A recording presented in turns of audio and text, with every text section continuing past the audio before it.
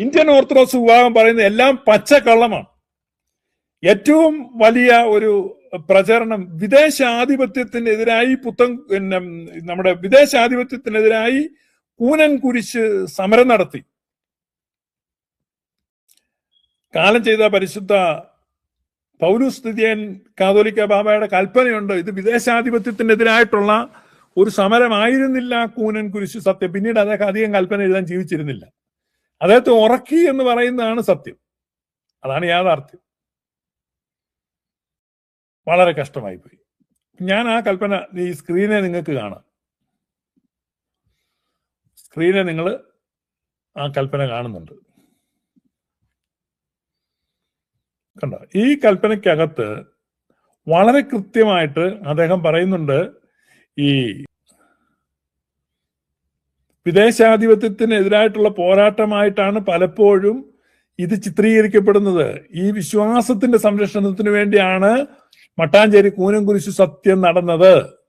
ഇത് കേവലം വിദേശാധിപത്യത്തിനെതിരെ മാത്രമായിരുന്നെങ്കിൽ പിന്നീടും വിദേശാധിപത്യത്തിന്റെ സാഹചര്യം സഭയിൽ ഉണ്ടാവുകയില്ലായിരുന്നു. അത്രയും ബോധം തിതിയൻ കാതോലിക്ക ബാബയ്ക്കുണ്ടായിരുന്നു. ഇത് ഇന്ത്യൻ ഓർത്തഡോക്സ് വിഭാഗത്തിൽപ്പെട്ടവർ നോക്കണം. വളരെ കൃത്യമായിട്ട് ഇന്ത്യൻ ഓർത്തഡോക്സിന്റെ കാതോലിക്ക ബാബ പറഞ്ഞാണ്. ഇതാണ് യാഥാർത്ഥ്യം. കാരണം കൂനൻ കുരിശിൽ സത്യം നടത്തിയ പിതാക്കന്മാർ തന്നെയാണ്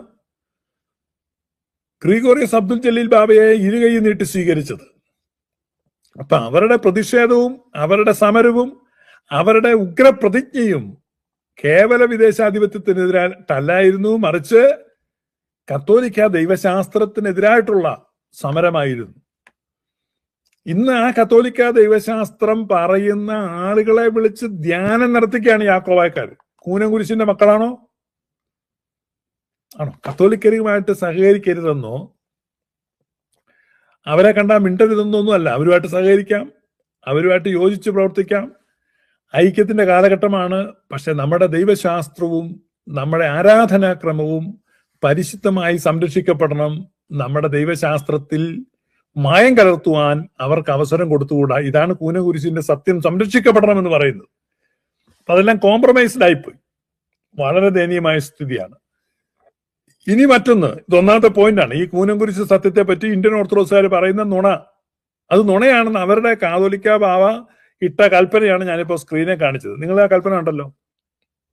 ഇതിനെപ്പറ്റി ഇന്ത്യൻ ഓർത്തഡോക്സുകാർക്ക് എന്താ പറയാനുള്ളത്? പിന്നെയും പറയും വിദേശാധിപത്യത്തിനെതിരായിട്ടല്ല, വിദേശാധിപത്യത്തിനെതിരായിട്ടല്ല. അത് കത്തോലിക്ക സഭയുടെ ദൈവശാസ്ത്രത്തിനെതിരായിട്ടാണ് ആ പ്രഖ്യാപനം നടത്തിയത്. അതാണ് യാഥാർത്ഥ്യം.